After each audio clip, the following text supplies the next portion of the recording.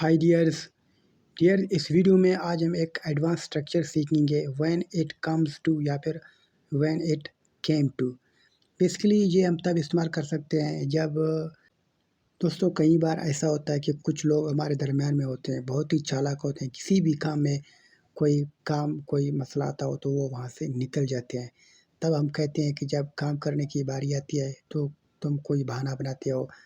जब हम इस तरह से कह दें कि जब काम करने का मौका आता है तो तुम बहाने बनाते हो, या फिर जब काम की बात आती है तब आप बहाने बनाते हो। इस तरह के सेंस में होंगे तो वहाँ पर हम इस्तेमाल करेंगे व्हेन इट कम्स टू। अब यहाँ पे इनका स्ट्रक्चर देखते हैं। व्हेन इट कम्स टू लगाना है, ठीक है। उसके बाद वर्ब की पहली फॉर्म मिलेगी और साथ में आईएनजी इंग, ठीक है। और बाकी जो सेंटेंस होगा वो वहाँ पे लगा रहेगा। जैसे When it comes to cleaning, you are busy. जब सफाई करने की बारी आती है तो तुम मसरूफ़ होते हो। आप यूँ भी कह सकते हैं जब सफाई करने की बात आती है तो तुम मसरूफ़ होते हो। When it comes to working, you hide anywhere.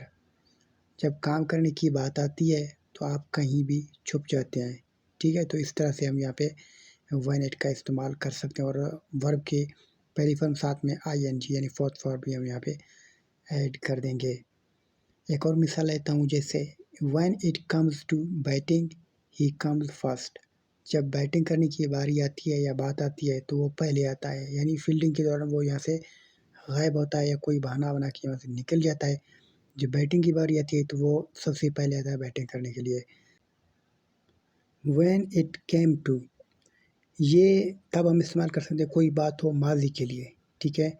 जब बारी आया या जब मौका आया या जब बात आई, यानी कोई भी काम माज़ी में हो तो वहाँ पर व्हेन इट केम टू लिखेंगे। अब यहाँ पे हम इनका स्ट्रक्चर लिखते हैं। सबसे पहले आपने यहाँ पे व्हेन इट केम टू लगाना है, उसके बाद वर्ब की पहले फॉर्म और साथ में आईएनजी इंग। उसके बाद जो सेंटेंस होगा वो ज़ाहिर है वो पास्ट में होगा, तो वो हम वहाँ पे सेकंड फॉर्म के साथ ऐड करेंगे। जैसे When it came to paying bill, he suddenly went. जब बिल अदा करने की बात आई तो वो अचानक चला गया।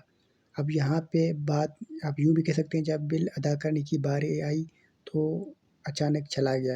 इसमें कोई दो राय नहीं है, कोई मसला नहीं है, आप यहाँ पे इस्तेमाल कर सकते हैं। इंग्लिश को हम लॉजिक के साथ समझें। When it came to checking documents, he got angry. जब डॉक्यूमेंट्स चेक करने की बात आई तो वो गुस्से में आ गए।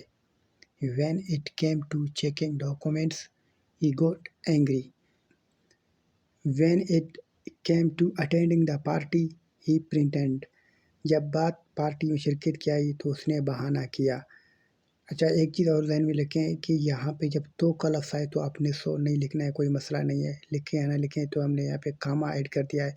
कामा का मतलब ये होता है। तो इसके अलावा आपसे एक मज़ीद गुज़ारिश करूँगा, अगर आप पहली दफ़ा आए हैं तो चैनल को भी लाज़मी सब्सक्राइब करें।